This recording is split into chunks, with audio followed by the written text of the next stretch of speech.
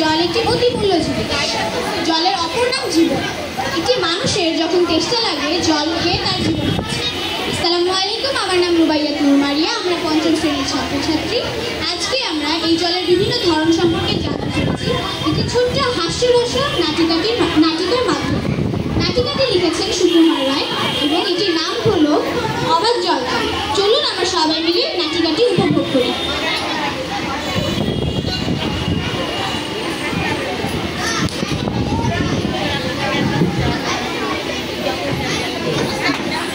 না, একটু জল না পেলে আর চলছে না। সেই সকাল থেকে হেঁটে আসছি, এখনো প্রায় 1 ঘন্টার পর, কিন্তু জল চাই কার কাছে? ওই একজন আসছে, ওকে জিজ্ঞেস করবে, মশাই একটু জল পাই কোথায় বলতে পারেন? জল পাই? এখন তো আর জল পাইয়ের সময় না। টাকা আম চান তাহলে তো দিতে পারেন। না, আমি তা বলছি না। না, আপনি পাকা আম চাননি, মানে জল পাইতে চাচ্ছিলেন, তাই আমি বলছিলাম। না, আমি জল পাই যাচ্ছি না। চাচ্ছেন না তো কোথায় বলছেন কেন? আমাকে এগুলো বলার দরকার কি? মশাই, আমি জল চাচ্ছিলাম।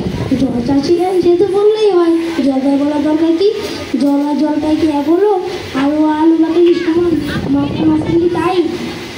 ঘাট হয়েছে মশাই, আপনার সঙ্গে কথা বলাই আমার অন্যায় হয়েছে। অন্যায় তো হয়েছে, দেখছেন জল নিয়ে যাচ্ছি, তবে কোনো টাকাটাকি করছে, জুড়ি থেকে জল নিয়ে যায়। দেখলে কি কথায় কি বানিয়ে ফেললো।